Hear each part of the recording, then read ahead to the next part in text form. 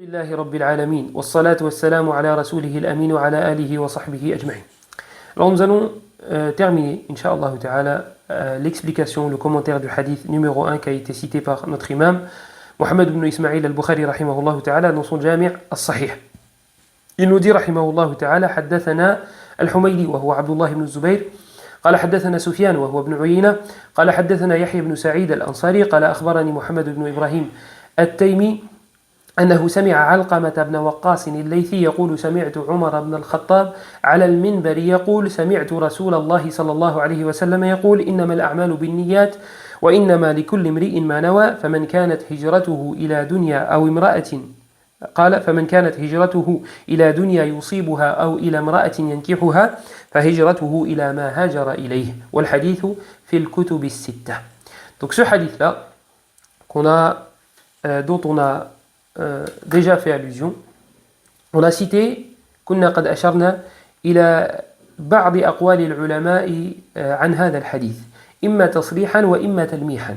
Donc nous avions précédemment cité ou parlé, évoqué les paroles des savants rahmatullahi alayhim concernant ce hadith là, concernant l'immensification, l'importance de ce hadith là, soit explicitement, soit implicitement. Alors explicitement, nous avions cité la parole de l'imam Ahmed, rahimahullah ta'ala, lorsqu'il dit « Laysa shay'un fi akhbari nabi aw laysa fi akhbari nabi sallallahu alayhi wa sallam shay'un ajma'u wa aghna wa aktharu fa'idatan min hadha al-hadith ». Il disait, rahimahullah ta'ala, qu'il n'y a pas dans les hadiths du prophète sallallahu alayhi wa sallam un hadith similaire, un hadith qui contient qui est plus complet que celui-ci, qui est plus grandiose que celui-ci, qui est plus bénéfique que celui-ci. C'est le plus énorme, c'est le plus grandiose et le plus complet. وذكرنا أيضا اتفاق العلماء على تعظيمه وذكرنا أيضا جماعة من أهل العلم كانوا قد عدوا هذا الحديث ثلث الدين. Et on avait aussi évoqué des grands noms que Al-Hafiz ibn Hajar rahimahullah ta'ala a cité dans le Fath, qui considérait que ce hadith était le tiers de l'islam. Ce hadith-là était le tiers de l'islam. Parmi eux, Abdurrahman ibn Mahdi, Al-Shafi'i, Muhammad ibn Idris, parmi eux, Ali ibn al-Madini, Ahmad ibn Hanbal, Ad-Daraqutni, وقبله الترمذي وأبو داود وبعدهم Al-Kinani, Hamza Al-Kinani, rahmatullahi ala al-jami'. Donc on avait cité que ces grands noms-là avaient considéré ce hadith comme étant le tiers de l'islam. أما تلميحا فكلام ابن مهدي أيضا والشافعي رحمة الله عليهما وتفسير البيهقي. Et quant aux paroles auxquelles j'ai fait allusion et que je n'avais pas cité explicitement, alors on a une nouvelle fois une parole de Abdurrahman ibn Mahdi, même deux, une parole de Shafi'i et l'explication de Al-Bayhaqi. فأقول وبالله التوفيق. قال عبد الرحمن بن مهدي رحمه الله تعالى: ينبغي أن يجعل هذا الحديث رأس كل باب. عبد الرحمن بن مهدي, pour te montrer l'importance qu'il accordait à ce hadith, il te dit: il convient de placer ce hadith en tête de chaque chapitre. En tête de chaque chapitre. Tu veux écrire un livre, tu mets ce hadith à chaque fois. À chaque fois que tu vas changer de chapitre, chaque fois que tu vas démarrer, tu vas ouvrir un nouveau chapitre, tu vas commencer un nouveau chapitre, tu mets ce hadith-là en tête. Pourquoi ? Pour te rappeler l'importance de la niyya, pour te rappeler l'importance de l'intention. Parce que an-niyya tataqallab, parce que l'intention, elle se tourne, elle est dans le cœur, comme on va le voir incha'Allah ta'ala. Et le cœur, summiya qalban li'annahu yataqallab. Et le cœur a été appelé cœur parce que il se tourne. C'est la même racine en arabe. Qalb, cœur, et qallaba, tourner, c'est la même racine. Et il a été appelé comme cela parce que le cœur se tourne beaucoup. Le cœur, aujourd'hui, il peut être... Tu vois, des fois, tu as des projets, tu es chaud, de ouf. Le lendemain, tu dis, mais jamais de la vie. Mais je ne sais même pas pourquoi je pensais à ça. Un jour, tu aimes une personne, tu l'aimes énormément. Le lendemain, elle est tout en bas. Tu la détestes. Et c'est pour cela que les salafs avaient extrêmement peur de l'apostasie. Ils avaient extrêmement peur de sortir de l'islam, parce qu'ils savaient que le cœur pouvait se tourner. Et le prophète nous l'a dit explicitement, qu'il avait peur même pour ses compagnons. Hadith d'Anas dans Sunan, hadith de Salama, et hadith, quand le prophète sallallahu alayhi wa sallam a dit que le cœur, hein, إن القلب بين أصبعين من أصابع الرحمن يقلبها كيف شاء. Le hadith في الصحيح أصلا. Mais le commentaire, le hadith il est dans Sahih Muslim, de hadith de, je sais plus si c'est Nawas ibn Sam'an radiyallahu anhu ou un autre. Il est dans Sahih de base. Mais la version de Anas, il me semble qu'elle est dans Sunan ibn Majah, peut-être dans d'autres. C'est là où ils ont questionné le prophète sallallahu alayhi wa sallam. Il a dit, t'as peur pour nous? قد آمنا بك وصدقناك بما جئت به بك أو به عفوا. Tu as peur pour nous alors que nous avons combattu à tes côtés, nous avons cru en toi, etc. etc. Et le prophète sallallahu alayhi wa sallam a répondu cela. A répondu que les cœurs étaient entre deux doigts du miséricordieux et il les tournait comme il voulait. Et ça, c'est dû cette remarque-là a été faite de la part d'un des compagnons parce que il entendait le prophète sallallahu alayhi wa sallam dire Ya muqallib al-qulub thabbit qalbi ala dinik. Ô toi qui détourne les cœurs, maintiens, raffermis le mien sur ta religion. Hein? Si Allah n'avait pas raffermi le prophète sallallahu alayhi wa sallam, qui aurait pu le raffermir à part lui? Subhanahu wa ta'ala. Donc les salafs avaient extrêmement peur de cela. Et je pense que vous avez déjà entendu parler de la fameuse parole de Sufyan al-Thawri rahimahullah ta'ala lorsqu'il agonisait et qu'il avait peur de mourir, qu'il avait peur de sortir de l'islam juste avant de mourir. Et quand ses élèves lui ont fait la remarque, ils lui ont dit t'as peur, parce qu'il urinait du sang au moment où il agonisait. Il a pris de la terre ou du sable qui était sur le sol et il a fait ça. Il a dit voilà comment je vois mes péchés. Il a dit moi c'est pas de mes péchés. C'est pas mes péchés qui me font peur. C'est pas de mes péchés que j'ai peur. Il dit j'ai peur que Allah m'enlève la foi juste avant de mourir. Rahmatullahi alayhi. طيب. Et le hadith auquel j'ai fait allusion, enfin la version plutôt de Salama, il me semble que c'est dans cette version-là dans laquelle il a été relaté que le prophète sallallahu alayhi wa sallam, c'était la dua qu'il faisait le plus. Et ce n'est pas pour rien que nous avons reçu l'ordre de réciter Ihdina as-sirat al-mustaqim 17 fois par jour minimum. Hein, guide-nous sur le droit chemin. Guide-nous, si on n'est pas guidé, alors guide-nous. Et si on est guidé, alors raffermis-nous. C'est ça que ça veut dire Ihdina as-sirat al-mustaqim. طيب وقال عبد الرحمن بن مهدي رحمه الله تعالى أيضا قال يدخل في 30 بابا من العلم. Il dit, ce hadith-là, on peut l'appliquer dans 30 domaines, 30 chapitres de la science. Tu peux utiliser ce hadith-là comme étant une preuve dans plus de 30 chapitres de la science. قال الشافعي 70 بابا. Shafi'i dit, في 70 بابا. Shafi'i te dit, tu peux l'utiliser dans 70 chapitres. 70 chapitres différents de la science, tu peux utiliser ce hadith-là. ولعله قصد المبالغة كما ذكره الحافظ رحمه الله في الفتح. Et peut-être que Shafi'i rahimahullah ta'ala ne visait pas le 70 à proprement dit. Mais c'était une façon de faire comprendre qu'on peut l'utiliser dans beaucoup de chapitres. 70, vous savez que chez les Arabes, c'est utilisé pour le kathra. Istaghfir lahum, aw la tastaghfir lahum, in tastaghfir lahum 70 marratan falan yaghfir Allah lahum. Et nous, on a l'équivalent en français. Hein, quand tu demandes à ta mère, est-ce que je peux sortir? Et qu'elle te dit non, et que tu lui redemandes, elle te regarde, elle te dit, tu sais quoi, même si tu me demandais 1000 fois, je te laisserai pas. Même si tu lui demandais 2000, elle te laisserait? Non, parce que ce n'est pas voulu. Le nombre n'est pas voulu. Donc ce hadith s'applique à 30 domaines, 30 chapitres, 30 chapitres de la science religieuse. Maintenant, Tafsir al-Bayhaqi, rahimahullah ta'ala, qu'est-ce qu'il nous dit? Il nous dit qu'en fait, les savants ont considéré, donc l'explication de quoi? L'explication du fait que beaucoup de savants l'ont considéré comme étant le tiers de la religion. Il est le tiers de la religion. Qu'est-ce que cela veut dire? Al-Bayhaqi, rahimahullah ta'ala, il te dit que لأن كسب العبد يقع بقلبه ولسانه وجوارحه وأرجحها القلب. Il te dit parce que l'action de l'esclave se manifeste via 3 choses. Son cœur, sa langue et ses jawarih, son corps, ses membres. Et le cœur, l'intention, ce dont parle ce hadith-là, c'est le tiers du coup. C'est le tiers.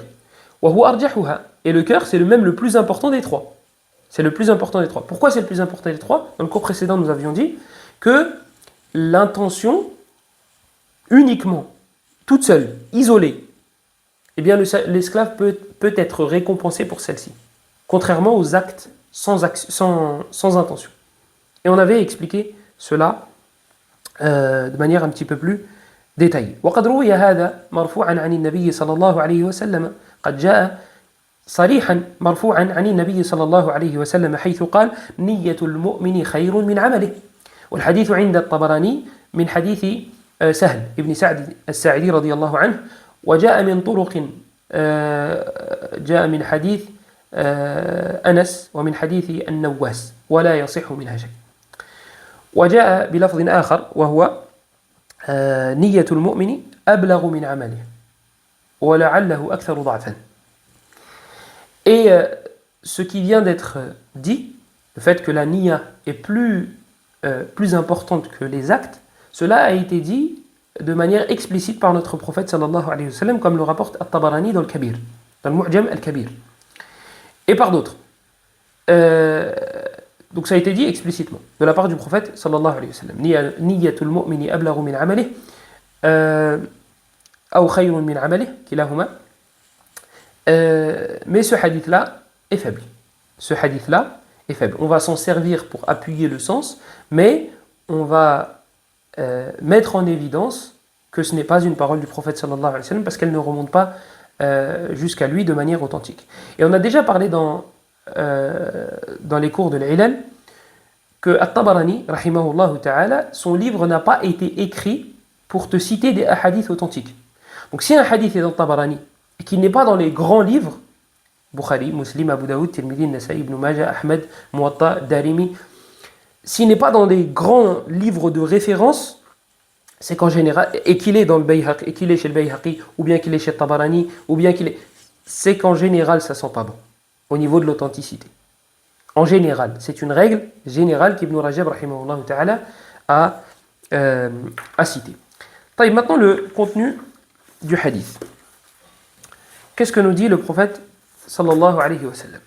Alors avant de parler du contenu innamal a'malu binniyat et d'analyser chaque mot, ou bien d'essayer, il faut savoir que certains savants ont dit qu'il avait une munasaba, que ce hadith-là avait une cause, et que il y avait quelque chose qui s'était passé, donc le prophète a dit cela. Al-Hafidh ibn Hajar rahimahullah wa ghayruhu disent que ça n'a pas de chaîne authentique. Et je crois même que Al-Hafidh dit qu'il n'a pas vu de chaîne de transmission concernant cette information-là, que le hadith innamal a'malu binniyat est venu à cause d'un événement. طيب إنما الأعمال بالنيات. اختلف في التقدير. Il y a eu une divergence au sein des savants sur ce qui est sous-entendu. Qu'est-ce que veut dire le prophète sallallahu alayhi wa sallam par cela? Les actes ne valent que par leurs intentions. Qu'est-ce qui est voulu par cela? فاختلف في التقدير وسنجمل الأقوال بما يلي. إنما الأعمال بالنيات يعني ما من عامل إلا وله نية. Donc on va résumer, on va brièvement parler des explications, des différentes explications des savants sans trop rentrer dans les détails. Donc on va expliquer de la manière suivante. Et après, Inch'Allah, j'expliquerai avec d'autres mots. Peut-être que la deuxième explication sera plus claire pour certains, et peut-être que non. Et peut-être que la première suffira. Innamal a'malu binniyat. Yani ma min 'amilin illa wa lahu niyyah. Donc les actes ne valent que par leurs intentions. Qu'est-ce que cela veut dire? Cela veut dire qu'il n'y a pas un auteur, il n'y a pas quelqu'un qui fait une action sans qu'il ait une niyya, sans qu'il ait l'intention de faire la chose. C'est un fou qui ne sait pas ce qu'il fait. Un fou, tu lui poses la question pourquoi tu as fait ça, elle ne va pas te répondre. Un enfant qui n'a pas l'âge du taklif, si tu lui demandes pourquoi tu as fait ça, je sais pas. Ou bien elle va te donner une explication, mais qui n'est pas du tout plausible et qui n'est pas du tout logique. Eux font des actes, peut-être sans intention. Peut-être. Des fois c'est avec intention. Amma, quelqu'un de sensé, d'adulte, quelqu'un qui a sa raison, s'il fait une action, c'est parce qu'il avait l'intention au préalable de la faire. D'accord? C'est logique. Et les savants nous disent, si Allah subhanahu wa ta'ala nous avait ordonné de faire quelque chose sans intention, la kana min taklifi ma la yutaq. Si Allah subhanahu wa ta'ala nous avait ordonné de faire quelque chose sans intention, sans mettre d'intention, لَكَانَ مِنْ تَكْلِيفِ مَا لَا يُطَاقُ. Ça aurait été nous demander quelque chose que nous ne sommes pas capables de faire. Taïb, vas-y, essaye de faire quelque chose sans mettre l'intention. Ben là, en te disant cela, tu vas mettre ton intention de faire quelque chose. Et là, c'est un point important pour ceux qui sont touchés par les insufflations démoniaques. Qui te disent, oh mais je ne sais pas si j'ai mis l'intention. Yahi, ou Urti, tu es devant ton robinet, tu as allumé l'eau. C'est l'heure de Dhuhr. C'est l'heure de Dhuhr. Tu as allumé ton robinet. Tu es en train de mettre de l'eau dans ta bouche et dans ton nez, et en train de laver ton visage, chose que tu ne fais pas habituellement si ce n'est pas l'heure de la prière. Toi, tu as mis l'intention d'aller faire tes ablutions. Sinon, pourquoi tu as fait cela? Tu te diriges vers la qibla, tu mets tes vêtements pour faire la salat. C'est l'heure de Dhuhr. Et tu fais ça et tu vas pour dire Allahu Akbar. Tu dis, ah mais je ne sais pas si j'ai mis l'intention en fait de faire la prière. Tout ça, comment ça se fait? Tu n'as pas fait exprès de le faire. Tu es somnambule. Tu as mis l'intention. Tu as mis l'intention. Donc, il ne faut pas abuser dans cela. Il ne faut pas abuser et se dire, ouais, mais peut-être que j'ai pas mis l'intention de faire la prière. Ah oui? Et ta tenue et te diriger vers la qibla, c'était pour faire quoi? Zakat? C'était pour faire quoi? Si c'était pas pour prier. Donc, ne te prends pas la tête plus que ça. Et si vous fouillez dans les textes qui sont venus dans le Coran, dans la Sunna, des compagnons, les questions des compagnons, vous allez voir que كانوا أحرص الناس على الخير وما كانوا يكثرون السؤال عن حول هذا. Vous allez voir que c'était les gens les plus assidus, les compagnons du prophète sallallahu alayhi wa sallam, à nettoyer leur cœur des mauvaises intentions. Et pourtant, ils ne questionnaient pas le prophète sallallahu alayhi wa sallam de manière abusive, et ça n'a pas été relaté dans plein de hadiths qu'il posait des questions sur la niya. Mon intention, est-ce qu'elle est bonne si je fais ça? Et mon intention, est-ce qu'elle est bonne si je fais ça? Et mon intention, si je me suis dirigé vers la qibla, mais j'ai pas vraiment mis l'intention. Vous allez voir qu'ils n'ont pas fait cela. Ils n'ont pas fait cela. Donc, il y a du laxisme, certes, mais il y a de l'abus aussi. Il y a un juste milieu. Il y a un juste milieu. طيب. Donc, ما من عامل إلا وله نية. ولو كلفنا الله عز وجل بعمل دون نية لكان من تكليف ما لا يطاق وقد ذكر هذا الموفق رحمه الله تعالى من علماء الحنابلة وأيده أيضا وذكره عبد الرحمن السعدي رحمه الله تعالى في العمدة. Donc, ça a été les paroles que je viens de citer par rapport au fait que si Allah nous avait ordonné de faire une action sans intention, ça aurait été de nous charger d'une tâche que nous serions incapables de faire. Ça a été cité par le Muwaffaq rahimahullah et As-Sa'di rahimahullah ta'ala. Donc, innama al-a'malu bin-niyyat. Les actes ne valent que par leurs intentions. Qu'est-ce que cela veut dire? Il n'y a personne qui va pour faire quelque chose sans action, sans intention. ونتيجة ذلك فالفقرة الأولى سبب والفقرة الثانية نتيجة. Donc là, on est sur la cause. Il n'y a pas un acte qui est fait sans intention. Et le résultat du coup, وَإِنَّمَا لِكُلِّ امْرِئٍ مَا نَوَى. Et tu seras récompensé en fonction de la première partie, de ton intention. Donc là, on a l'intention. Il n'y a personne qui puisse faire une chose sans intention. Le résultat, c'est quoi? Chacun sera rétribué, sera récompensé selon son intention. فَإِنْ نَوَيْتَ خَيْرًا فَلَكَ الْخَيْرُ وَإِنْ نَوَيْتَ شَرًّا فَلَكَ الشَّرُّ. Si tu as mis l'intention, la ferme intention de faire une chose pour Allah, eh bien tu seras récompensé par Allah. Si tu as mis la ferme intention de faire de l'ostentation ou de plaire aux gens, etc., eh bien tu récolteras ce que tu auras semé. On va l'expliquer d'une autre manière, mais ça va toujours dans le même sens. C'est juste que peut-être que la première n'était pas claire et que j'ai mal expliqué, donc du coup peut-être que la deuxième façon va être plus claire. فأقول إن العمل إنما أنقل عفوا هذا كلام الأصبهاني رحمه الله. هذا الكلام الذي سأذكره في شرحه على صحيح البخاري قال إن العمل إنما يكمل عملا ويرجى فيه القبول إذا وجهت قلبك إليه وقصدت به التقرب إلى الله عز وجل. Il dit رحمه الله تعالى dans son explication de Sahih al-Bukhari, il dit إن العمل إنما يكمل عملا ويرجى فيه القبول.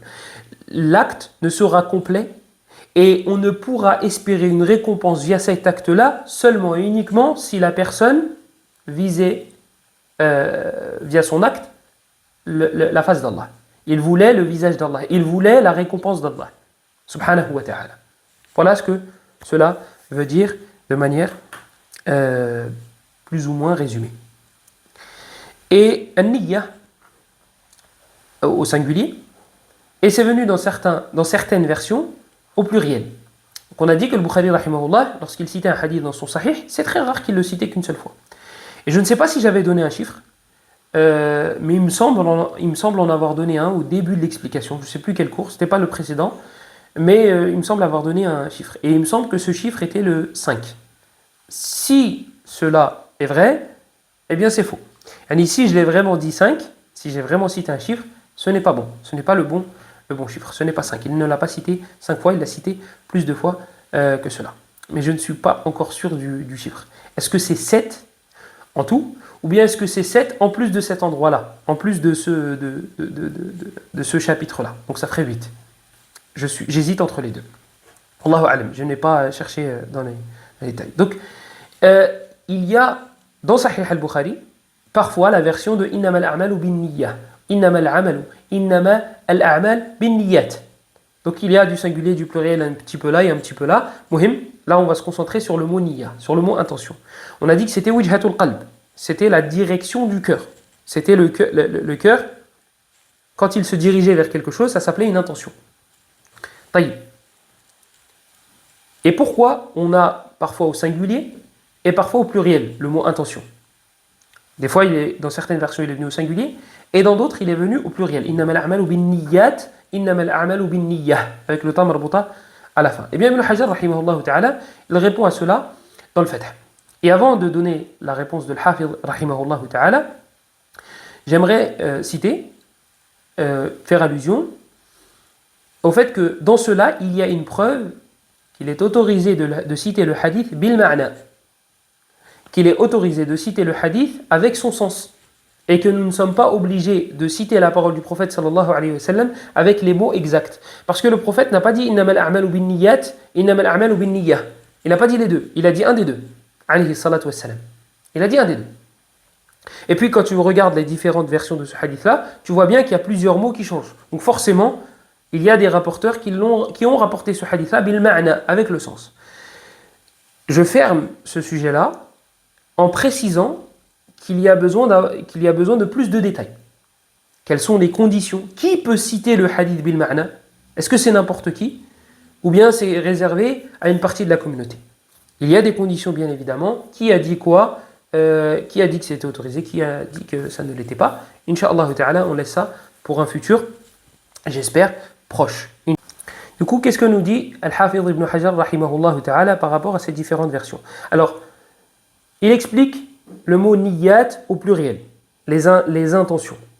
Les actes ne valent que par leurs intentions au pluriel. Si la version officielle c'est le mot intention au pluriel, qu'est-ce que cela veut dire? Il nous dit qu'annaha isharatun ila anna an-niyyata tatanawwa' kama tatanawwa'u al-a'mal. Il dit c'est peut-être une indication que l'intention varie. La bonne intention, tu fais cela pour Allah, par amour envers Allah. Et ça, c'est un des plus hauts degrés, si ce n'est le plus haut degré. Tu fais cela pour avoir le paradis. Tu fais cela pour être préservé de l'enfer. Tout ça, ce sont des bonnes intentions. Mais elles varient. D'un point de vue, elles varient. Même si l'objectif, c'est le même, elles varient d'un autre point de vue. Donc là, elles sont variées, donc il est plus propice de le mettre au pluriel. Par contre, an-niyya au singulier, dans la plupart des versions, c'est venu au singulier, et ça, ce ne sont pas mes propos, c'est les propos de Ibn Hajar rahimahullah ta'ala.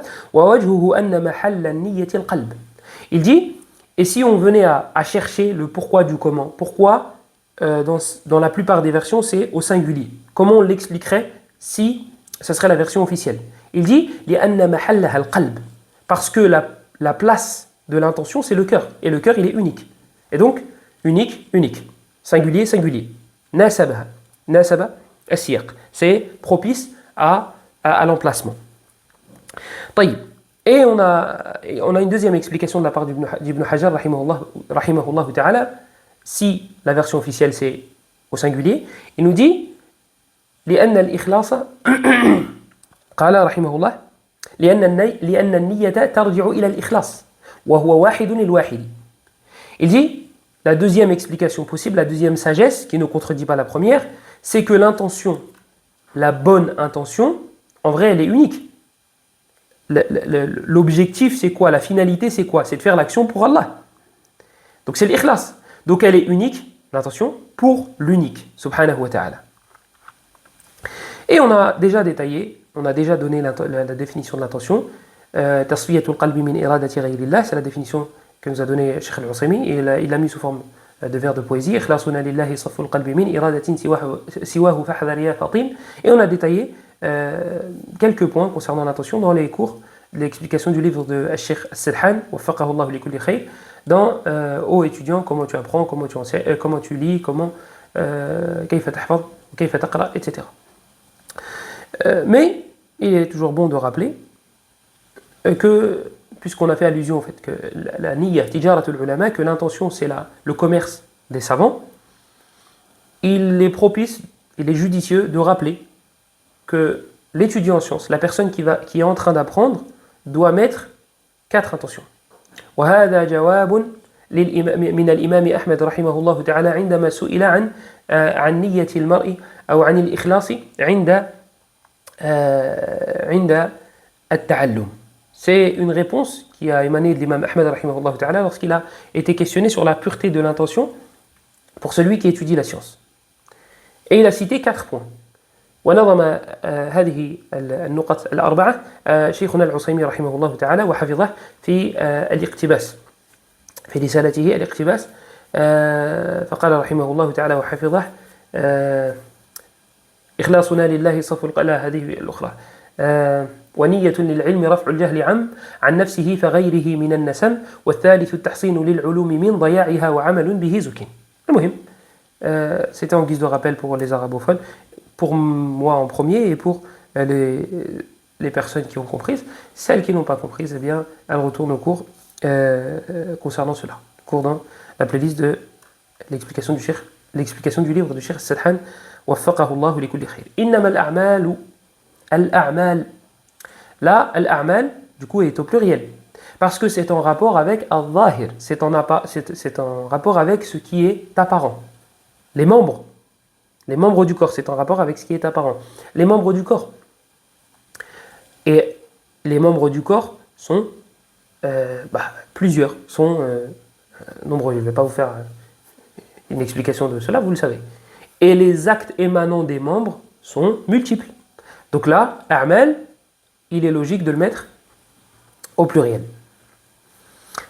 En tout cas, c'est la version qu'on a pour le moment. On verra, Inch'Allah ta'ala, les autres versions au fur et à mesure. فهي متعلقة بالظواهر وهي متعددة فناسب جمعها. Et je t'invite à, si tu es arabophone, à aller voir le bahth d'Ibn Rajab, rahimahullah ta'ala, dans Fath al-Bari. Ibn Rajab, rahimahullah, c'est lui qui a commencé l'explication de Sahih al-Bukhari. Et les savants disent que si lui l'avait terminé, personne n'aurait fait une chose équivalente après lui. Même pas Ibn Hajar, rahimahullah ta'ala. Il a un bahth dans la différence entre l'a'mal et l'af'al. Acte, action, je ne sais pas comment tu pourrais traduire en français, est-ce que c'est différent ou pas, mais muhim, ça revient au sens de acte, action. Et même en arabe, ça revient acte, action. Mais quelle est la plus noble des deux? Laquelle des expressions, lequel des deux mots? Est-ce que c'est al-a'mal ou bien l'af'al? Et il te met en avant l'a'mal au début, il te dit que ça vient de l'ama'a avec le lam et le mim et le ayn. Donc toi tu dis oh hala, waouh, magnifique. Après, juste après, il te dira mais non, parce que Allah subhanahu wa ta'ala, lorsqu'il parle de ses actes à lui, il dit af'al. Et il te donne des détails, c'est juste magnifique. C'est juste magnifique. Donc si tu as l'occasion d'aller vérifier et d'aller regarder ce qu'il dit, alors fais-le. Ensuite, on a le mot hijra. Et le mot hijra dans la langue arabe, c'est at-tark. C'est le fait de délaisser. Et Ibn Taymiyyah, rahimahullah ta'ala, il nous dit que les mots qui sont venus dans la religion, on va se servir du mot linguistique et ça aura toujours un lien. Toujours. Sauf que l'aspect religieux va rajouter un point parfois. ou 2 ou 3 ou 4. Mais il aura toujours un lien. C'est ce que te dit Ibn Taymiyyah, rahimahullah ta'ala al-Hafid. Donc al-hijra, c'est tark, c'est le fait de délaisser. Et lorsque tu rajoutes le mot ila, hein, al-hijratu ila, lorsque tu rajoutes le mot jusqu'à, eh bien là, ce sera un déplacement, un passage à un autre. Donc, là par exemple, al-intiqalu, qu'est-ce que j'ai mis? Al-intiqalu min darin ila dar.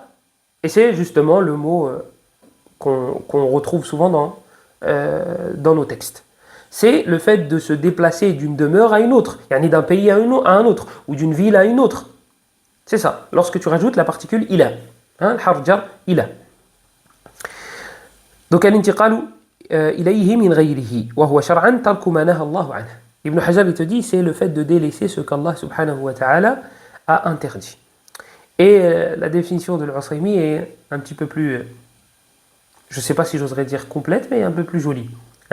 Tarku ma yakrahuhu Allah wa ya'bah ila ma yuhibbuhu wa yardah. C'est le fait de délaisser ce qu'Allah subhanahu wa ta'ala, en gros, ce qu'Allah subhanahu wa ta'ala déteste, et pour aller vers ce qu'il aime. Pour aller vers ce qu'il aime. En arabe, c'est un peu plus joli, mais je n'ai pas voulu me casser la tête dans la traduction, je l'avoue. Et la hijra, elle a deux aspects. Alors, elle est de deux types lorsqu'on la regarde sous un aspect général. Elle est spirituelle et elle est physique. Spirituelle, c'est ce à quoi fait référence le prophète sallallahu alayhi wa sallam dans le hadith rapporté par Al-Bukhari et Muslim.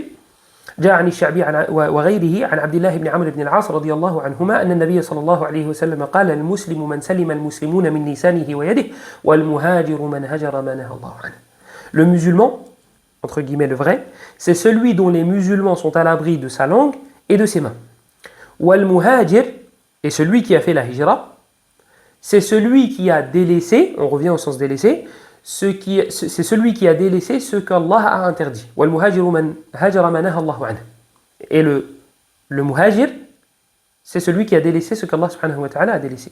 Il me semble avoir cité une fois dans un cours, je ne sais plus si c'était les cours de Riyad Salihin, une anecdote en rapport avec un frère qui avait cité devant moi ce hadith-là et qui avait mis une shadda sur le lam. Al-muslimu man sallama al-muslimin. Donc le musulman, c'est celui, si tu mets une shadda sur le lam, c'est celui qui salue les autres musulmans. Alors que si tu ne mets pas la shadda, al-muslimu man salima, c'est être à l'abri d'eux. Ça n'a rien à voir. Et du coup, l'aspect physique. L'aspect physique, c'est la hijra que nous connaissons. Al-hissiyya at-tahawwulu min darin ila dar. Wa qad waqa'at fi al-islam ala wajhayn aw darbayn. Et dans l'islam, elle a été, yani à l'époque du prophète sallallahu alayhi wa sallam, elle a été, c'est le deuxième sens qui a été voulu, al-hissiyya, celle qui a été faite de la part de notre prophète sallallahu alayhi wa sallam, même si le côté spirituel, bien sûr qu'il le faisait, lui ainsi que ses compagnons, alayhi salatu wa sallam wa ridwanullahi alayhim. Mais celle à laquelle il fait référence là, dans ce hadith-là, c'est l'aspect physique. C'est le côté physique. C'est quoi? C'est le fait de se déplacer d'un pays à un autre, d'une ville à une autre. Et celle-là, elle est de deux types. Celle-là, elle est de deux types. En islam, en tout cas, elle a été faite de deux types. À l'époque du prophète sallallahu alayhi wa sallam, elle a été waqa'at ala darbayn, ala wajhayn. Min dari khawfin ila dari amn. Donc, d'un pays ou d'une ville de peur, d'insécurité, vers une ville ou un pays en sécurité et en sérénité. Donc Al-Habasha et Médine au début, lorsque le prophète sallallahu alayhi wa sallam est parti au début. Il est passé d'un pays en guerre, d'une ville en guerre, vers une ville qui ne l'était pas. Mais lorsqu'il est resté à Médine, c'est devenu Darul Islam, c'est devenu une terre d'islam. L'islam s'est répandu, et les musulmans pouvaient pratiquer ouvertement. Donc là, on est passé d'un endroit dans lequel le kufr, la mécréance était répandue, vers une terre d'islam. Et donc, du coup, on a les deux catégories qui étaient réunies. La hijra d'un pays ou d'une ville en guerre, dans laquelle nous ne sommes pas en sécurité, vers un endroit en sécurité et en paix. ومنهم من يقسم الهجرة إلى 3 أقسام. الهجرة من بلد السوء، الهجرة من أصحاب السوء، والهجرة من عمل السوء. Et certains divisent la hijra en 3 catégories. le fait de délaisser, vu qu'on parle de hijra, délaisser les gens mauvais, délaisser les actions mauvaises et délaisser les endroits mauvais, les endroits qui sont mauvais. Les endroits qui sont mauvais, tu peux mettre al-kufr, hein, la mécréance. Les endroits mauvais, tu peux mettre les innovations qui sont répandues. Tu peux mettre un endroit dans lequel il n'y a pas de science, vers un endroit dans lequel il y a de la science. Voilà, il y a des sous-catégories, et mohim, c'est des mustalahat. Ce sont des expressions, des mots. Si le sens revient vers la même chose, il n'y a pas de mal de diviser en deux ou en trois, ou peut-être en plus. Peut-être que d'autres savants ont mis plus de catégories ou moins. C'est comme les deux actions, les deux conditions pour qu'un acte soit accepté. Hein? C'est la pureté de l'intention et le suivi du prophète sallallahu alayhi wa sallam. Si quelqu'un vient et te dit, et je pense que c'est Cheikh Saad al-Shatri qui a fait allusion à cela, si quelqu'un, dans le Sharh al-Arba'in, il me semble, si quelqu'un vient et te dit, on peut se contenter en vrai que d'une condition. Laquelle? Le suivi du prophète. Et on fait quoi de la pureté de l'intention? Mais celui qui suit le prophète sallallahu alayhi wa sallam, zahiran wa batinan, hein? De manière apparente, donc dans ses actes, comment il les faisait, et au niveau de ses intentions. Le prophète avait une intention qui était pure ou non? Moi, lorsque je dis je suis le prophète sallallahu alayhi wa sallam, je le suis intérieurement et extérieurement. Là, j'ai pas, mon action ne sera pas validée. Si, mais c'est des mustalahat. C'est des mustalahat. Ala kulli hal. Si ces mustalahat sont validés par des grands savants, eh bien, il n'y a pas de mal. Pareil pour le tawhid. Il y en a qui le divisent en deux catégories. Il y en a qui le divisent en trois catégories. Si le sens c'est le même, il n'y a pas de problème. Et Ibn al-Qayyim rahimahullah, il a cité deux. Il a fait allusion à deux dans certains de ses livres. Et parmi les savants contemporains, Hafiz ibn Ahmad al-Hakami rahimahullah ta'ala aussi a fait allusion à cette histoire de deux. Le mettre sous deux catégories. Et la hijra, qui concerne le fait de partir d'un pays de mécréance, est obligatoire. بشرطين أحدهما القدرة والثانية أن يكون غير متمكن عفوا هذا النوع من الهجرة فريضة في حق من كان قادرا عليها غير متمكن من إظهار الدين. Cette catégorie est obligatoire pour toute personne. Voilà. Et là, il y a deux points. Pour toute personne capable de partir, et deuxièmement, qui ne peut pas montrer sa religion. D'accord? Donc, elle est obligatoire pour la personne qui a réuni ces deux points-là. Mais qu'est-ce que veut dire montrer sa religion? قالوا إظهار الدين إعلان شعائره وإبطال دين المشركين وإبطال دين المشركين. C'est le fait de pouvoir montrer alors comment j'ai mis en traduction, de proclamer les rites de l'islam et annuler la religion des polythéistes. C'est ça, idharuddin. C'est ça de montrer, de pouvoir proclamer les rites. وهذا نص عليه حمد العتيق ومحمد بن إبراهيم آل الشيخ وعبد الرحمن السعدي رحمة الله عليهم جميعا. Et ceux qui ont cité cela, ce sont Hamad al-Atiq, Abd al-Rahman al-Sa'di, Ibn Nasr al-Sa'di et Mohamed ibn Ibrahim al-Sheikh. C'est les trois qui ont donné cette définition-là à I'lan, à Idhar al-Din. Et les muhajiroun, ceux qui sont partis de Mecca pour aller vers Médine, avaient un mérite énorme. Et pourquoi ils avaient un mérite énorme? Ils sont passés de Mecca à Médine. Et ils ont voyagé 400 km. Oui, ils ont voyagé 400 km. Mais lorsqu'ils ont voyagé 400 km, qu'est-ce qu'ils ont laissé chez eux? Qu'est-ce qu'ils ont laissé derrière eux? Leur commerce, leur famille, les cousins avec qui ils ont grandi, les oncles, les tantes. Ils les ont laissés à la Mecque. Leurs femmes, peut-être qui s'accrochaient à eux. Ils disaient, mais reste. Leurs enfants qui pleuraient. Je te rappelle qu'ils se disaient que peut-être ils n'allaient plus jamais les revoir. T'as tes enfants qui sont là et qui pleurent. T'as ton épouse qui s'accroche à toi, qui se dit, s'il te plaît, reste. Et toi, tu pars pourquoi? Parce que tu as cru en la prophétie d'un homme qui s'appelle Muhammad, sallallahu alayhi wa sallam. Et tu vas avec lui. Vers une terre qui t'est inconnue. Inconnue dans le sens où, j'ai pas mes points de repère. Moi, je suis pas chez moi à Médine. Moi, j'ai grandi à la Mecque. J'ai vécu à la Mecque. Ma famille est à la Mecque. Toute ma vie était là, mon commerce, mes biens, mon épouse, mes enfants. Et je laisse tout pour Allah et son prophète. Sallallahu alayhi wa sallam. C'est pas facile. Et certains ont cité que le verset a été révélé à ce moment-là.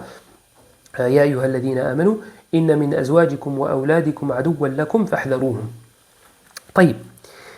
Donc là, le prophète sallallahu alayhi wa sallam, il leur parle de la hijra. Et c'est comme s'il leur avait dit, فكأنه صلى الله عليه وسلم هذا الكلام للأصبهاني رحمه الله فكأنه صلى الله عليه وسلم يقول للمهاجرين من مكة إلى المدينة من كانت مفارقته للوطن وتوجهه إلى موضع آخر لوجه الله ورسوله والانقطاع إليهما وإلى طاعتهما فقد وقع موقعه واحتسب عليه ذلك ومن كانت هجرته لغير ذلك كان مؤاخذا بنيته.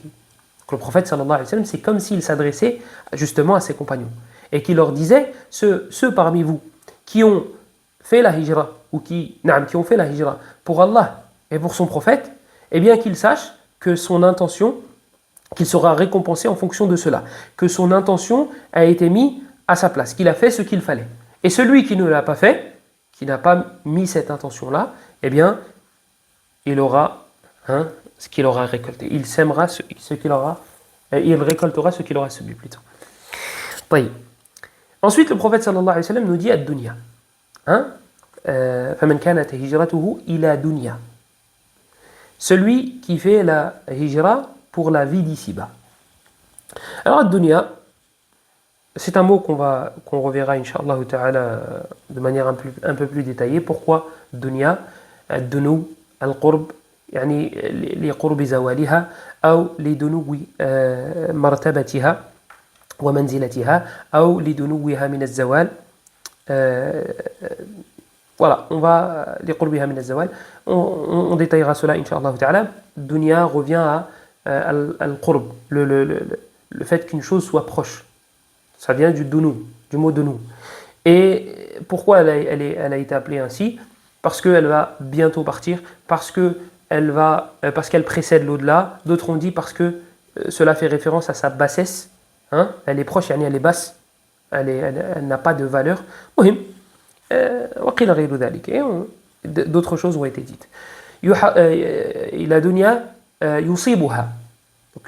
Celui qui fait la hijra pour la vie d'ici-bas, yusibuha yani yuhassiluha, pour celui qui veut obtenir une chose mondaine, ou ila imra'atin, ou bien pour se marier avec une femme. Taïb, le mot dunya, celui qui fait la hijra pour la dunya, ou bien pour une femme avec qui il veut se marier. Taïb, la femme avec qui il veut se marier, ça ne fait pas partie de la dunya? Ça ne fait pas partie de la dunya? Celui qui fait la hijra pour la dunya, ok, c'est méprisable. Celui qui fait la hijra pour la dunya, c'est méprisable. Celui qui fait la hijra pour une femme, ça ne rentre pas dans la première catégorie. Ça, c'est ce qu'on appelle en arabe khasun ba'd al-'am wa hadha lil-ihtimam bih. C'est ce qu'on appelle le particulier après le général.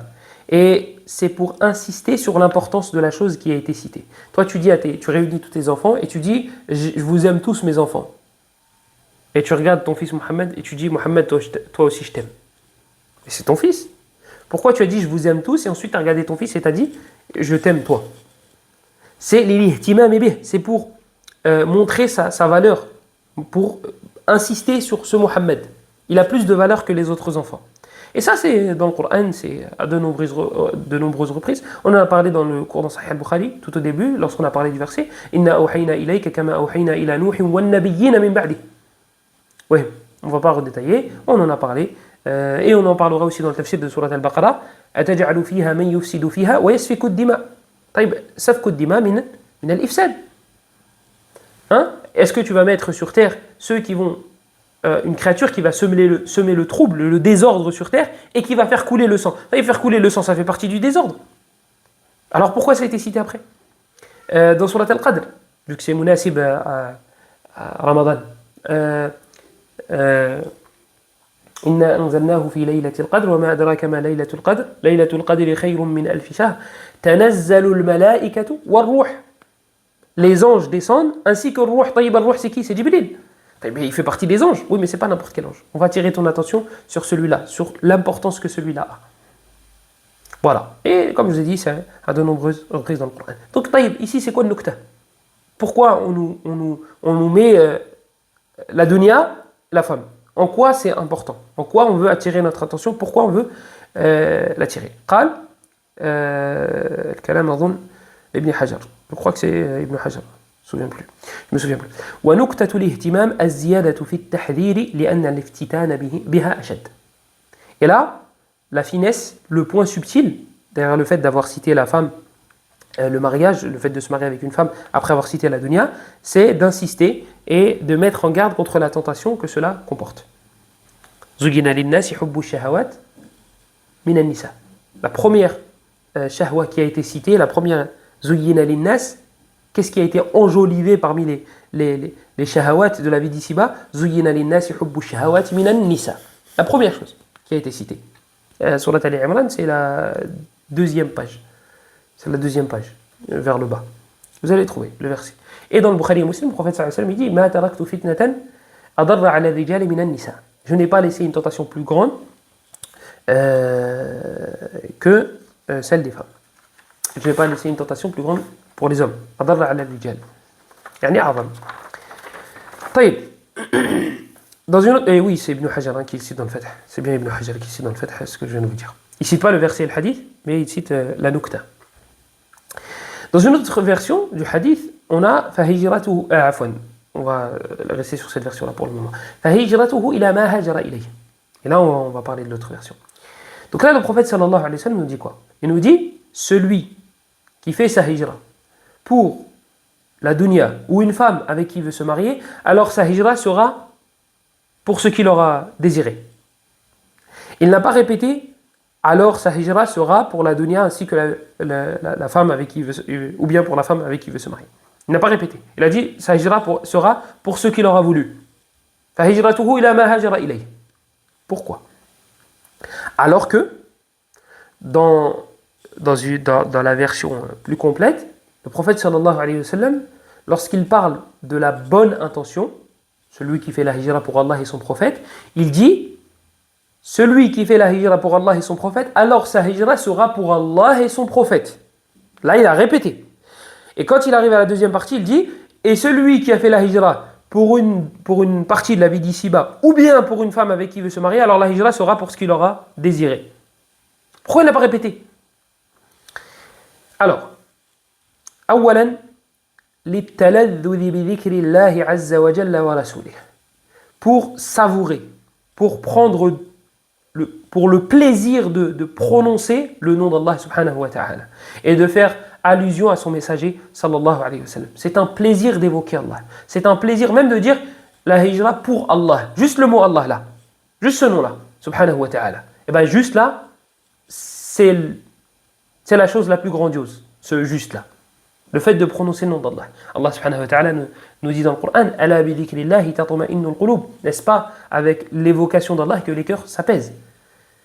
Pourquoi ton fils, il est meilleur de l'appeler Abdullah ou bien Abdurrahman? Tu lui rappelles que c'est l'esclave d'Allah, mais en plus de ça, toi tu prononces le nom d'Allah. Matin, midi et soir. Abdullah, viens là. Abdurrahman, viens là. Et ça, c'est une invitation pour nous de toujours évoquer Allah. Subhanallah, alhamdulillah, Allahu Akbar, la ilaha illallah. Tu montes, tu montes les escaliers dans l'ascenseur d'avion, Allahu Akbar, Allahu Akbar, Allahu Akbar. Voilà la sunna. Tu es étonné, subhanallah, subhanallah, plutôt que punaise. Subhanallah, subhanallah, subhanallah. Tu trébuches, bismillah. Il pleut. Allahumma sayyiban nafi'a. Il a fini de pleuvoir. Montez-vous bi fadlillahi wa rahmatih. T'as fini de manger. Alhamdulillah, alladhi at'amani hadha wa razaqanihi min ghayri hawlin minni wa la quwwa. Et tes péchés sont pardonnés. Tes péchés sont pardonnés si tu fais ce dhikr-là d'ailleurs. Tous tes actes ont un lien avec l'évocation d'Allah. Tu parfumes, tu parfumes tes assises avec l'évocation d'Allah. Lorsqu'on te voit, on sait très bien que tu vas dire Allah. La moindre occasion, tu vas mettre le mot Allah dedans.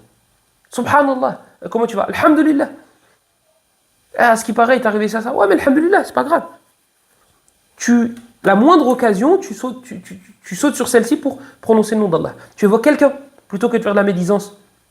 ou de faire de la calomnie, ou d'évoquer, rahimahullah, hafidahullah, qu'Allah le préserve.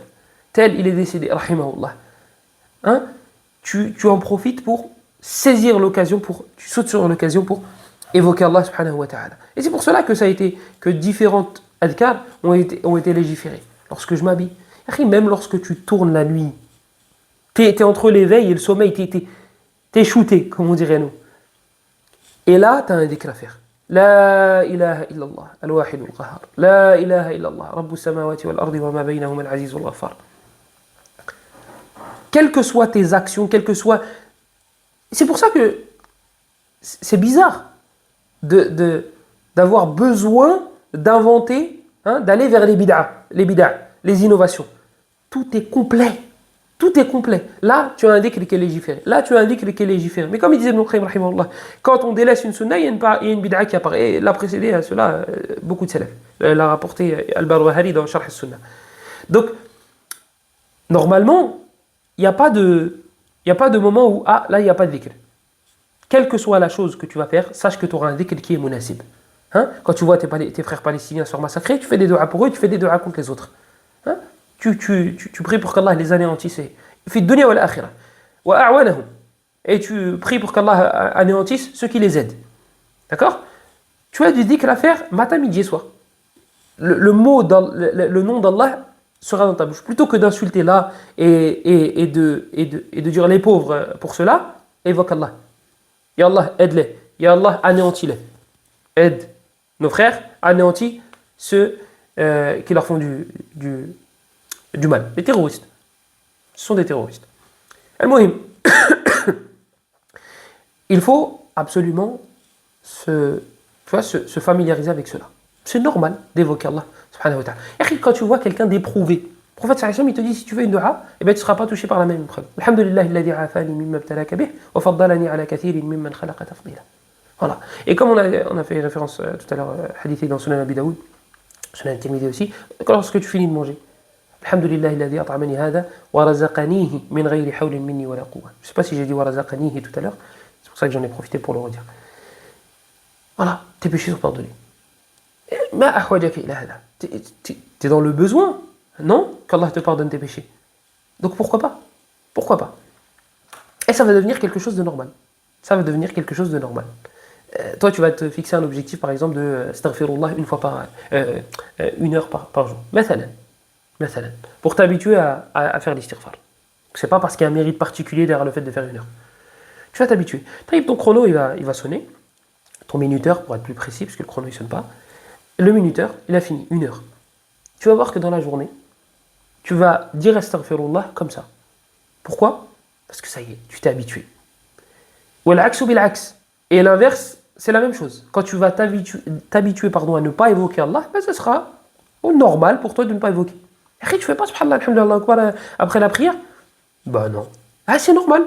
C'est normal. Pourquoi? Parce que parce que tu as pris l'habitude de faire cela. Donc il ne faut surtout pas prendre ce genre de mauvaise habitude.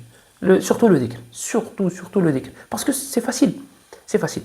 Et les exemples contemporains, je ne peux pas m'empêcher de les citer. Je sais, Sha'bi, rahimahullah, c'est venu dans sa biographie qu'il mettait un caillou sur sa langue lorsqu'il entrait aux toilettes pour ne pas évoquer Allah sans faire exprès, tellement il évoquait beaucoup Allah. Mais souvent on se cache derrière, ouais, mais lui, t'as vu, c'est un tabi, t'as vu, lui, il a vu les compagnons du prophète. Tout à l'heure, on a cité un hadith. Sha'bi, le rapport d'Abdullah ibn Amr ibn al-As, radiyallahu anhu, c'est la meilleure des époques après l'époque des compagnons. Qu'est-ce que tu me parles de Sha'bi? Ibn Baz. Abdul Aziz ibn Baz. Voilà pourquoi je cite beaucoup les contemporains, on se reconnaît plus chez nos savants contemporains. Regarde, écoute et tu vas voir. Comme ça. Et parmi les exemples aussi qui sont contemporains et qui sont parmi nos grands savants, j'insiste sur grand, même si certains ne le considèrent pas du tout comme un savant, mais c'est Allah qui élève, c'est pas ces trucs-là, c'est pas ces sectaires. Abdurrahman al-Barrak, hafidhahullah ta'ala wa matta'allahu bih. Abdurrahman al-Barrak, tu le questionnes, t'as l'impression que t'écoutes même pas. La ilaha illallah. Fais comme ça. Le gars, il vient de finir sa question. Et toi, tu entends le shirk. La ilaha illallah. Il laisse un moment de pause comme ça. Astaghfirullah. Des fois, il lui dit, répète la question. Peut-être qu'il est sur une autre planète, le shirk. Peut-être qu'il est sur une autre planète. Il est en train d'évoquer Allah. Vas-y, tu veux quoi, toi? Tu vois? En tout cas, c'est l'impression que ça nous donne. Mais il est sur une bonne planète, c'est ça qui est bien. Il est en train d'évoquer Allah. Et tu l'entends, astaghfirullah, astaghfirullah, subhanallah, alhamdulillah, Allahu akbar. Ajib. Wallahi, c'est de ça dont on a besoin. C'est des exemples comme ça, concrets et vivants. Hafidhahullah, hafidhahullah. Moutou bi ghayrikum. Évoquer Allah. Hein? On l'a mis en application. Ala kulli hal, pour ceux qui ont compris. Est-ce que je voulais mettre quelque chose en plus? Non, taïb. La deuxième chose, excusez-moi, j'ai du mal à me relire. La deuxième chose qu'Ibn Hajar rahimahullah ta'ala a cité par rapport au fait que le prophète sallallahu alayhi wa sallam est répété, alors sa hijra sera pour Allah et son prophète, il dit la grandeur d'Allah et de son messager. L'énorme respect qu'on a pour Allah ainsi que pour son messager sallallahu alayhi wa sallam. Contrairement à la dunya. Contrairement à la dunya, qui est dans le siyaq, là dans le contexte, quelque chose dont on doit se détourner. Taïb. Voilà pour le hadith. Et jusqu'à présent, on a tiré des leçons tout en traduisant, tout en expliquant les différentes particules, les différents morceaux du hadith. Et on va compléter cela, Inch'Allah ta'ala, en évoquant des enseignements de manière plus globale. ذكر قوام السنة إسماعيل بن محمد عكس محمد بن إسماعيل البخاري ذكر قوام السنة الأصبهاني إسماعيل بن محمد الشافعي رحمه الله تعالى في شرحه على صحيح البخاري أن تخليد العبد في الجنة أو في النار لنيته لا لعمله فالعمل محدود. قوام السنة الأصبهاني إسماعيل بن محمد, l'inverse de Bukhari, Mohammed ibn Ismaïl, lui c'est Ismaïl ibn Muhammad. Il a cité, rahimahullah ta'ala, dans son explication de Sahih al-Bukhari. Alors moi, je fais exprès de citer les noms. Premièrement pour moi, pour m'y habituer, et deuxièmement pour as-sami'in, pour ceux qui m'écoutent, pour les interlocuteurs, pour s'habituer aussi à ces noms-là et les mémoriser et que ce soit normal. Ismaïl ibn Muhammad, donc l'inverse de Mohammed ibn Ismaïl al-Bukhari. Lui s'appelle Ismaïl ibn Muhammad al-Asbahani, Qiwam al-Sunnah. Il dit dans son explication de Sahih al-Bukhari, qui est une explication plus ou moins résumée et qui est assez accessible. Il dit que l'éternité de l'esclave au paradis ou en enfer est en fonction de son intention. C'est une récompense qui est liée à ton intention. Parce que toi, ta vie, elle est limitée. Si on devait te récompenser en fonction des actions que tu avais faites, les actions apparentes, tu as adoré Allah 60 ans, tu rentreras au paradis 60 ans et après tu sors. Une personne qui a mécru 60 ans, rentre en enfer 60 ans et après elle sort. Après, je sais pas, elle finit anéantie ou bien on la reteste une nouvelle fois. Mais non, parce que ce ne sont pas tes actions qui sont voulues là. C'est en fonction de ta niya, de ton intention. Ton intention c'était quoi? C'était d'adorer Allah 60 ans toi? Non, tu savais pas combien de temps tu allais vivre. Donc lisanul hal, ton état disait quoi? Tant que je serai vivant, j'adorerai Allah. Donc, entre guillemets, ton intention était éternelle. Donc, ton éternité dépendra de ton intention. Mettez des guillemets. Hein. Donc ça, c'est ce que nous dit Qiwam al-Sunnah. Et il nous dit aussi, rahimahullah ta'ala, ذكر قوام السنة أيضا أن أمة محمد صلى الله عليه وسلم رفع عنها الخطأ والنسيان وما استكره عليه وذلك لفقدان النية. Il nous dit قوام السنة الأصبهاني إسماعيل بن محمد الشافعي رحمه الله تعالى décidé en 500 je l'avais noté quelque part 535, c'est facile, il y a 5 et là tu mets un 3 au milieu, c'est facile.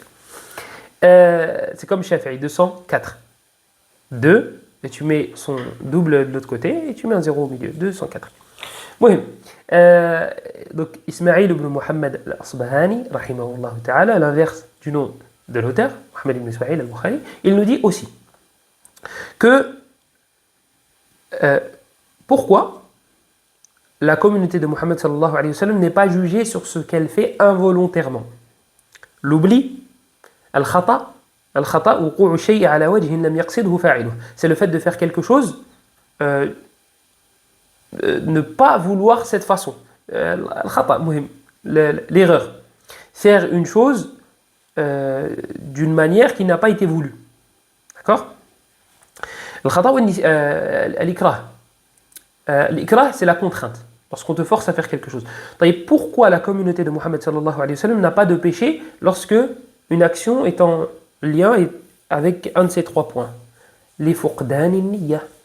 Parce qu'il n'y a pas d'intention derrière ces 3 actions. Quand tu fais pas exprès, quand tu oublies, quand tu es contraint, ton intention, ce n'était pas de faire la chose comme elle a été faite. Non. Eh bien, donc du coup, tu ne seras pas pris. Ce ne sera pas comptabilisé. Pourquoi? Parce qu'il n'y a pas de niya. Ce qui nous prouve encore une fois l'importance de la niya. وهذا جاء في حديث مرفوع عن النبي صلى الله عليه وسلم فيما رواه الإمام ابن ماجه وفيه ضعف وبه جزم الإمام أحمد بأن الرواية في هذا الباب فيها لين. أظن يغلب على ظني أن ما دار هذه الأحاديث حول راو اسمه شهر ابن حوشب، وهذا الراوي فيه كلام، وهو حديث عبد الله بن عباس رضي الله عنهما أن النبي صلى الله عليه وسلم قال: رفع عن أمتي الخطأ والنسيان وما استكرهوا عليه. وقد نص جماعة من العلماء من المحدثين وغيرهم أنه صحيح بمجموع طرقه، منهم النووي، وأظن أن ابن رجب وافقه رحمة الله عليهم جميعا، وصححه أظن الحاكم، وكذلك من المعاصرين الشيخ الألباني رحمة الله عليهم جميعا. Et cela est venu dans un hadith qui remonte jusqu'au prophète sallallahu alayhi wa sallam, explicitement, que la Ummah de Mohammed sallallahu alayhi wa sallam ne sera pas prise en considération, on ne comptabilisera pas un péché pour ses partisans si l'action est dans une de ces 3 catégories, l'ikrah, wa nisyan, wa al-khata'. C'est le hadith d'Abdullah ibn Abbas dans Sunan ibn Majah, c'est dans les 40 hadiths de Nawawi. Mais ce hadith-là fait sujet de débat auprès des savants au niveau de son authenticité, mais dans tous les cas, le sens est bon. Mais le hadith fait sujet de débat auprès des savants. Il me semble, yaghlibu ala dhanni, que le problème vient de Shahr ibn Hawshab. Et l'imam Ahmed rahimahullah ta'ala a été formel sur le fait que les hadiths dans ce domaine-là sont assez, que les chaînes de transmission concernant ce hadith-là sont assez faibles. Mais Nawawi, et après lui Ibn Rajab, il me semble, et après eux, Cheikh al-Albani, rahmatullahi alayhim jami'an, ils ont authentifié le hadith en prenant en considération toutes ces chaînes de transmission. Et il me semble que le Hakim aussi l'a authentifié, mais je ne suis pas sûr de cela. Troisième ajout, نقل أبو جعفر محمد بن جرير أبو جعفر بن جرير الطبري رحمه الله تعالى عن جمهور السلف أن الاعتبار بالابتداء يعني في النية. Abu Ja'far ibn Jarir al-Tabari rahimahullah ta'ala a rapporté que la majorité des salafs prenaient en considération, voyaient qu'il fallait prendre en considération le début de l'intention. Donc si ce qui va te pousser à faire une action, c'est le fait de vouloir Allah subhanahu wa ta'ala et la vie de l'au-delà, eh bien, il ne te sera pas nuisible le fait que par exemple, après, tu sois admiré par ton action.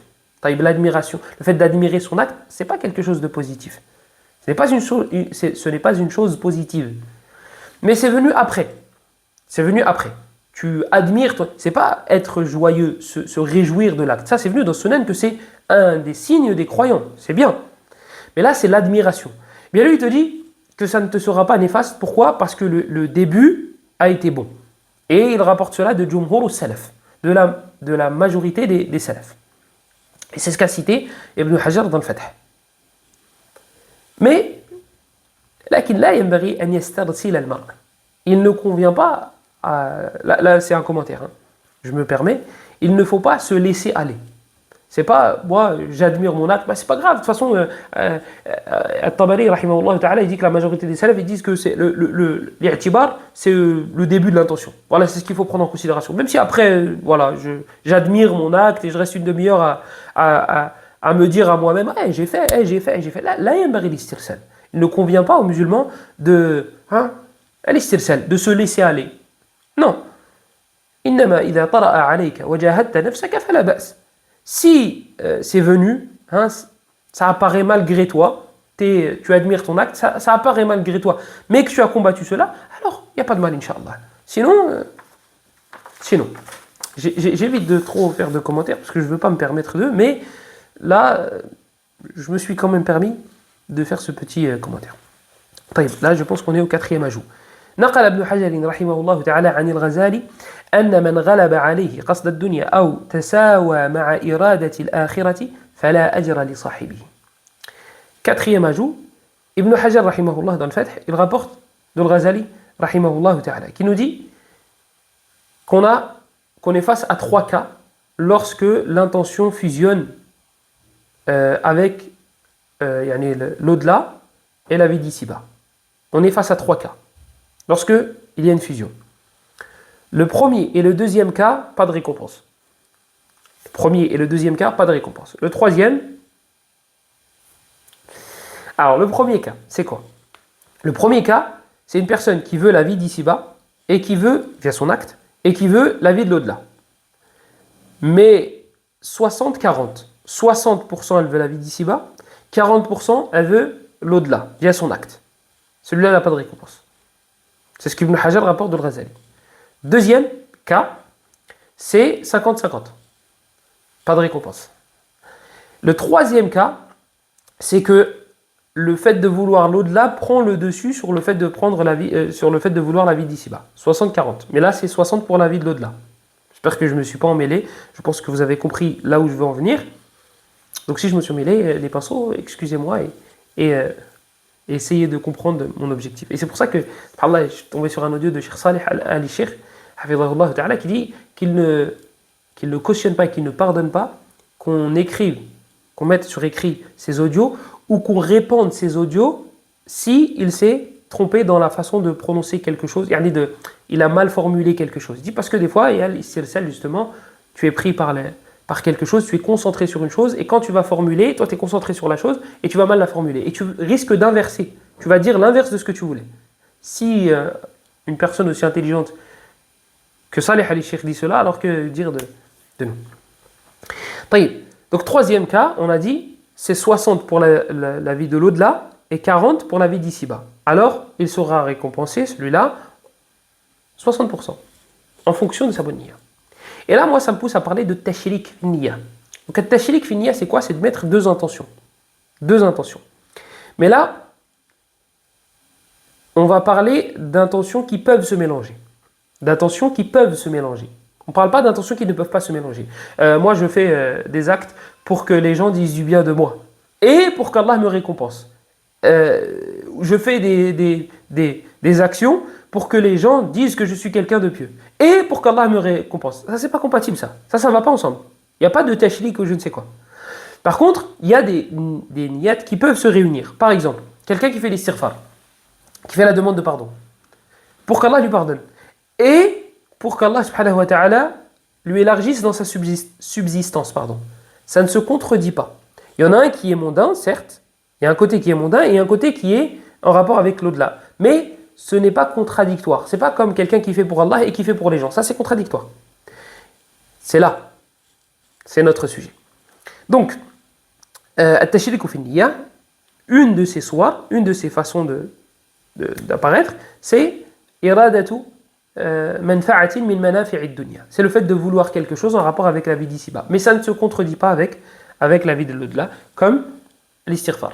Le fait de faire l'istighfar en voulant la vie d'ici-bas, en voulant qu'Allah élargisse notre subsistance et en voulant qu'Allah nous pardonne. Comme le fait d'étudier la science et de vouloir via cela un métier, un salaire. Comme le fait de vouloir jeûner et de vouloir être en bonne santé. Comme le fait de vouloir faire le djihad et de vouloir le butin.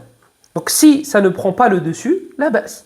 Si ça ne prend pas le dessus, le côté mondain, il n'y a pas de problème. Mais ça diminuera la récompense. Et dans tous les cas, ça c'est un sujet à divergence chez les savants. Ils ont argumenté, ceux qui voient l'autorisation, il me semble que c'est une version de la madhab de l'imam Ahmed, ils ont argumenté avec فَقُلْتُ اسْتَغْفِرُوا رَبَّكُمْ إِنَّهُ كَانَ غَفَّارًا يُرْسِلِ السَّمَاءَ عَلَيْكُمْ مِدْرَارًا آخِرِهِ واستدلوا أيضا بقوله تعالى ليس عليكم جناح أن تبتغوا فضلا من ربكم على كل حال. Je ne vais pas rentrer dans les détails, mais vous avez quelques points concernant cela. ومن صوره الجمع في النية بين عبادتين. Et parmi les façons de faire tashrik dans le niyya, réunir deux intentions dans une seule adoration, c'est ça. c'est ce que je voulais. C'est le fait de réunir deux intentions pour une seule adoration. Voilà, j'ai voulu. حصل المقصود على كل حال, je ne vais pas reformuler, c'est ce que je voulais. Alors les savants disent que si les deux adorations sont du même type, alors il n'y a pas de mal. Si les deux adorations sont du même type, premier qaïd, et deuxième, هي مقصودة لغيرها. Elle n'est pas voulue pour elle-même, elle est voulue pour autre chose, eh bien il n'y a pas de mal. Exemple.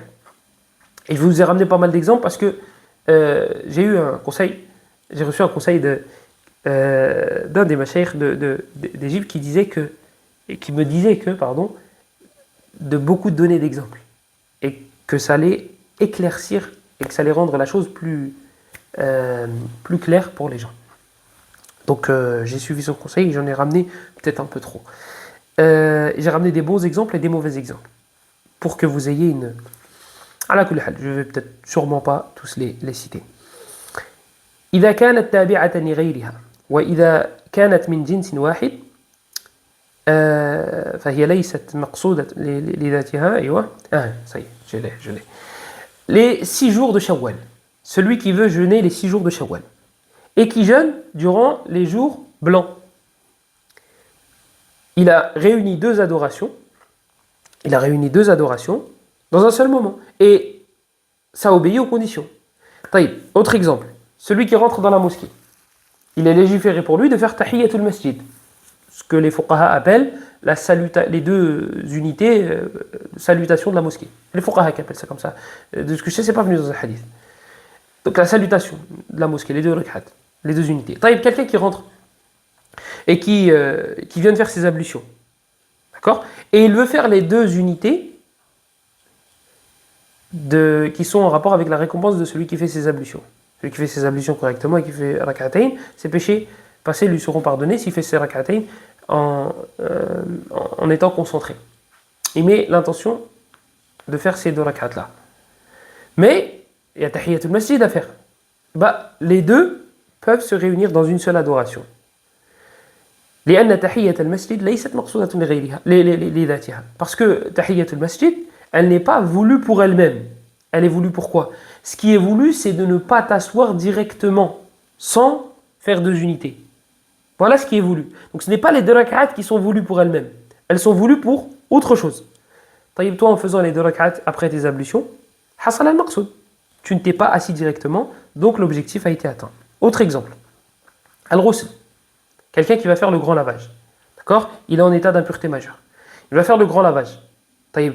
Et il met l'intention du petit d'enlever la grande impureté et la petite. Donc il met l'intention d'avoir l'eau d'eau. Est-ce que c'est bon ou pas ? Oui, c'est bon. Parce que les deux peuvent s'unir. Parce que l'eau d'eau n'est pas voulu pour lui-même. Si le ghusl est fait, eh bien ça pourra l'englober. Et il me semble que c'est un récit de Abdullah ibn Umar. ولا مخالف له. أظن أن هذا هو كلام ابن عبد البر رحمه الله. Il me semble que c'est la parole d'Ibn Abd al-Barr, cela. Que Abdullah ibn Umar, c'est ce qu'il faisait. Il faisait le ghusl, le grand lavage, en mettant l'intention de faire le petit aussi, et qu'il ne lui connaît pas de personne qui le contredit. Il ne connaît pas parmi les compagnons du prophète sallallahu alayhi wa sallam une personne qui contredit Abdullah ibn Umar dans cela. Iqtiran al-hajj bil umrah. Le prophète sallallahu alayhi wa sallam l'a fait. Il a fait le hajj et il a mis dedans la umrah. Parce que le grand prend le dessus sur le petit. Maintenant, tu rentres à la mosquée. L'imam est en ruku'. D'accord ? Toi, tu dis Allahu Akbar une seule fois. En mettant la niya de faire takbiratul ihram. Le takbir qui rend ce qui était halal, haram. Tu dis qu'un seul takbir. Alors que normalement, il y en a deux à faire. Il y a le takbiratul ihram et il y a le takbiratul intiqal. Le fait de passer de la position debout à la position inclinée. Mais takbiratul ihram prend le dessus. C'est le plus important. Et c'est Allahu Akbar, c'est Allahu Akbar. Celui-là prend le dessus sur celui-là. Si tu te contentes que d'un seul, est-ce que la salat est bonne ? La salat est bonne et il n'y a aucun problème là-dessus. Il n'y a aucun problème. Là, c'est un exemple de tashrik fi niyya. Taïb. Maintenant, quelqu'un qui jeûne, d'accord ? Le jeûne du mois du Ramadan. Et elle dit, bah moi je dois rattraper les années précédentes. Bah je mets double intention. Puisque l'image c'est la même. Jeûner. L'image c'est la même. Donc celle-là englobe celle-là. Donc moi là je jeûne aujourd'hui, pour le ramadan de cette année et pour le ramadan de l'année dernière. En un jour, je fais 2 jours de jeûne. Est-ce que c'est bon ou pas? Non, parce que ça n'obéit pas aux conditions qu'on a citées précédemment. As-siyam maqsoudun li dhatihi. Jeûner le mois du ramadan, c'est voulu en soi. C'est voulu en soi. C'est pas, c'est une adoration qui est voulue pour autre chose, comme par exemple Tahiyatul Masjid. Moi-même, je pense que c'est clair et qu'il n'y a pas besoin de citer plus d'exemples. Là, cinquième chose qu'on va rajouter, cinquième ou sixième, je ne sais pas. Anna an-niyyata mahalluha al-qalb. La place de l'intention, c'est le cœur. La place de l'intention, c'est le cœur. Et prononcer l'intention est une innovation. Prononcer l'intention est une innovation. Et il me semble avoir détaillé cela et avoir répondu à ceux qui disaient que oui, mais dans la Umrah ou bien dans le Hajj, on dit, voilà, on prononce l'intention. Non, c'est un shi'ar. Et même si les grands savants ont opté pour cet avis, si on joue aux grands savants, d'autres grands savants ont dit que c'était pas bon, et en termes de nombre, il y en a plus qui disent que c'est une innovation que ceux qui disent qu'il n'y en a pas. Et Naam, on sait que Shafi'i, rahimahullah, c'est authentique jusqu'à lui, qui disait qu'il était autorisé et qu'il a fait, qu'il a pris l'histoire de la Umrah ou du Hajj pour dire que c'était autorisé. Mais lui-même, rahimahullah ta'ala, nous a conseillé de ne pas prendre ses avis s'ils étaient contradictoires avec le Coran et la Sunna. Et celui qui dit que cet avis est en opposition au Coran et la Sunna, ce n'est pas Ilyas contre Shafi'i. Hasha wa kalla. Ça, c'est une attestation pour confirmation, il est devenu fou. Non. Ce sont des grands savants, rahmatullahi alayhim, et il me semble avoir détaillé dans peut-être Sharh al-Arba'in al-Nawawiyya, hadith de Aïcha radiyallahu anha, d'avoir détaillé cela. Si ce n'est pas dans cela, c'est dans Sharh al-Muzani, quand on a parlé des innovations. Ala kulli hal, c'est un shi'ar, ce n'est pas une intention. D'accord? Ce n'est pas la même chose. Autre chose, c'est que si, je dis bien si, le prophète sallallahu alayhi wa sallam, si c'est vrai que ça s'appelle prononcer l'intention, dans le Hajj ou bien dans la Umrah, etc. Taïb, il l'a fait là, pourquoi il ne l'a pas fait dans la salat? Il l'a fait là, pourquoi il ne l'a pas fait dans le jeûne? Il l'a fait là, pourquoi il ne l'a pas fait dans les autres adorations? Donc si c'est prononcer l'intention, alors je vais prononcer mon intention dans le Hajj et dans la Umrah parce que c'est ce qui a été cité dans les textes. La salat, ça n'a pas été cité, donc je ne le fais pas. Le siyam, ça n'a pas été cité, donc je ne le fais pas. Et ainsi de suite. Ala kulli hal. Et répondre à un avis ou dire que cet avis-là n'est pas en conformité avec le Coran et la Sunna, ce n'est en rien manquer de respect à l'imam Shafi'i rahimahullah ta'ala. Hasha wa kalla. On ne va pas faire comme ceux qui adorent les tombes, les statues, etc. ou les personnes pieuses. Quand tu dis j'adore pas les pieux, qu'est-ce qu'il dit? Tu les respectes pas. Ça c'est des mustalahat. Ça c'est des mustalahat qui viennent de chez eux. Certains, je dis bien certains, disent que Muslim rahimahullah dans sa muqaddima il répond à Al-Bukhari. Va voir ce que Muslim dit. Et le fait que des savants répondent à d'autres, ce n'est pas nouveau. Shafi'i lui-même qui a répondu à Malik, qui est son professeur. Rahmatullahi alayhim jami'an. Mais j'insiste sur le fait que ce n'est pas n'importe qui répond à ces imams-là, à ces a'imma. Comme je vous ai dit, c'est pas Ilyas qui répond à Shafi'i. Jamais de la vie. Ça, il faut, j'allais dire à l'asile, Ruqya d'abord, et après, pourquoi pas, si mon cas est foutu, à l'asile. Mais jamais de la vie, moi contre Shafi'i ou même contre un contemporain. C'est des paroles de savants et on va fouiller et voir et faire des comparaisons. طيب. Le dernier point, est-ce que ce hadith-là est mutawatir ou non? Alors qu'est-ce que veut dire mutawatir? On ne va pas s'étaler, on en a parlé dans l'ilal, dans la playlist qui parle des ilal de hadith. Et on aura l'occasion de parler dans ce livre-là de ce qu'est le mutawatir. Mais, nujmilu al-qawl bima yali. Al-mutawatir, de manière résumée, certains le définissent de la manière suivante. Ils disent huwa khabarun jaa bi turuqin bila adadin muayyan. c'est une information qui nous est venue sans pouvoir calculer, dénombrer le nombre de personnes qui nous ont rapporté cette information-là. Ça, c'est ce que nous a donné comme définition, Shaykhuna al-Usaymi hafidhahullah ta'ala dans Sharh al-Nukhba. D'autres disent que c'est une information qui nous est parvenue et qu'il est impossible qu'elle soit mensongère. C'est pas possible que les rapporteurs se soient mis d'accord pour nous rapporter cette information-là. C'est impossible qu'elle ait été inventée. L'information nous vient des quatre coins du monde, de sources différentes, de pays différents, avec des mots différents, mais le sens est le même. C'est mutawatir. C'est mutawatir. Donc est-ce que ce hadith-là est mutawatir? Ibn Hajar, rahimahullah, il te dit que ceux qui ont prétendu que ce hadith-là était mutawatir, ils se sont trompés. Sauf, et c'est pourquoi j'ai cité cela, sauf si ce qui est voulu, c'est al-tawatur al-ma'nawi.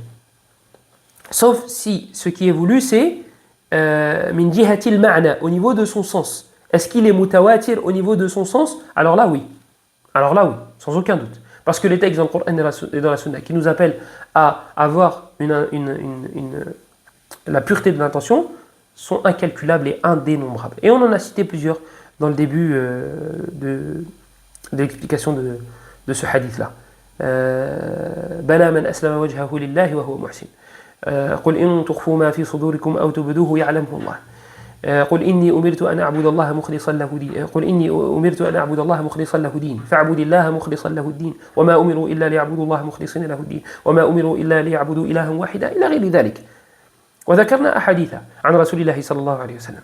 Donc c'est ces textes-là et c'est les versets que j'avais cités. C'est les versets que j'avais cités. Parce que j'ai un ordre bien précis. Sur la 2, sur la 3, sur la 39, deux versets dans sur la 39. Oui. Inch'Allah, on aura l'occasion d'en parler, même si je sais que j'en ai déjà parlé avec certains d'entre vous. Donc, التواتر المعنوي, pas de problème. أما اللفظي فلا. Quant aux mots qui ont été prononcés dans ce hadith-là, est-ce que c'est mutawatir? Non. Mais le sens, oui. وأشار أو والذي أشار إلى أن التواتر على قسمين هو الإمام ابن تيمية رحمه الله تعالى الحفيد في مجموع الفتاوى وكذلك ضرب مثالا في منهاج السنة النبوية. Et parmi ceux qui ont cité que le التواتر était de deux sortes, qu'il était lafzi, qu'il était dans les mots, qu'il pouvait être dans les mots, et qu'il pouvait être dans les sens, qu'il était de deux catégories, c'est l'imam ibn Taymiyyah dans Majmou' al-Fatawa, et dans, c'est l'alarme pour que je parte. Ibn Taymiyyah rahimahullah a cité dans Minhaj al-Sunnah al-Nabawiyya qu'il était lafzi et qu'il pouvait être ma'nawi au niveau de son sens. Il pouvait être le tawatur au niveau de son sens. Et dans Minhaj al-Sunnah al-Nabawiyya, il a cité par exemple les fadaïl d'Abu Bakr et d'Umar, mathalan. Abu Bakr et Umar, leurs mérites sont très nombreux. Est-ce qu'ils sont mutawatira? Oui, ma'nawiyan, au niveau du sens. Au niveau du sens, parce qu'on a plein de textes différents qui nous parlent des mérites d'Abu Bakr et de Umar. Voilà. Le cours était aussi long parce que je m'étais engagé au début de celui-ci de finir l'explication de ce hadith et je me suis dit que ça avait assez duré et qu'il fallait passer au deuxième. Donc voilà pourquoi c'était aussi long. Ça m'apprendra. La prochaine fois, je ne m'engagerai pas à finir un hadith au début d'un cours. Je ferai ce que j'aurai à faire. Et si j'avance, tant mieux. Si j'avance pas jusqu'à le finir, tant pis. La prochaine fois, Inch'Allah Ta'ala, on parlera de l'imam Malik. Puisque le deuxième hadith passe par Abdullah ibn Yusuf, ensuite par l'imam Malik. Et donc on va s'arrêter rapidement, brièvement sur Abdullah ibn Yusuf, et plus particulièrement sur l'imam Dar al-Hijrati, Malik ibn Anas, rahimahullah ta'ala. Donc voilà pour aujourd'hui. N'oubliez pas vos frères en Palestine. Invoquez Allah pour eux. Invoquez pour ceux qui sont partis parmi eux, invoquez pour ceux qui sont restés parmi eux, invoquez pour eux et invoquez contre les injustes, contre les terroristes, contre ces trucs. Je ne sais même pas comment les qualifier. Wallahi. هذا والله أعلم وصلى الله وسلم وبارك على نبينا محمد وعلى آله وصحبه أجمعين والحمد لله رب العالمين.